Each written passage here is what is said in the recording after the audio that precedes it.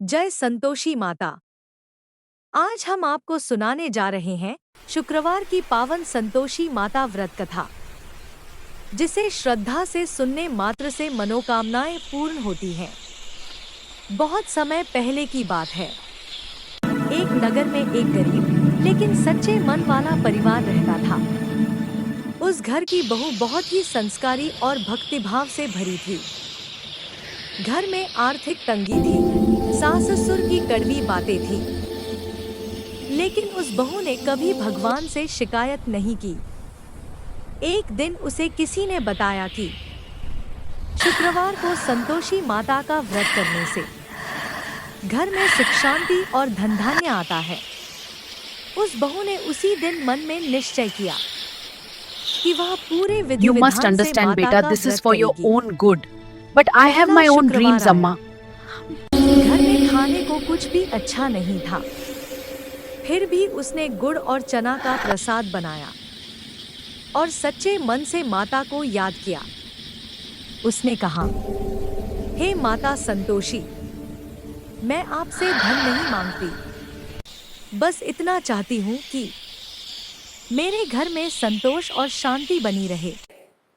माता We उसकी need to भक्ति discuss से the plans for प्रसन्न the new हुई। room addition. What do you think कुछ about ही दिनों starting में next week? घर की परिस्थितियां धीरे धीरे बदलने लगी। पति को काम मिलने लगा, घर में कलह कम होने लगी। लेकिन कहानी यहीं समाप्त नहीं होती। सासन्नत को यह सब अच्छा नहीं लगा। उन्होंने बहू की परीक्षा लेने के लिए एक शुक्रवार को खट्टा भोजन बनवा दिया।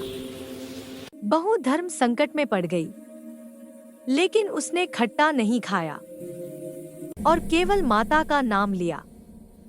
उसी रात माता संतोषी स्वप्न में प्रकट हुई और कहा, बेटी, तूने व्रत की मर्यादा रखी है, अब तुझे पूर्ण फल अवश्य मिलेगा। कुछ ही समय में घर में अन्न, धन और खुशहाली आ गई। जो लोग बहू को ताना देते थे, वही उसके चरणों में आदर से खड़े रहने लगे। अंत में सास ससुर को भी अपनी गलती का एहसास हुआ और उन्होंने भी संतोषी माता का व्रत करना शुरू कर दिया। कथा से शिक्षा: जो व्यक्ति श्रद्धा, संयम और संतोष के साथ संतोषी माता का व्रत करता है, माता कभी उसे खाली हाथ नहीं लौटाती। व्रत संकल्प वॉइस में बहुत असरदार। हे माता संतोषी, जैसे आपने उस बहू का कल्याण किया, वैसे ही हम सब पर अपनी कृपा बनाए रखना। हमारे घर में संतोष, सुख और शांति देना। जय संतोषी माता।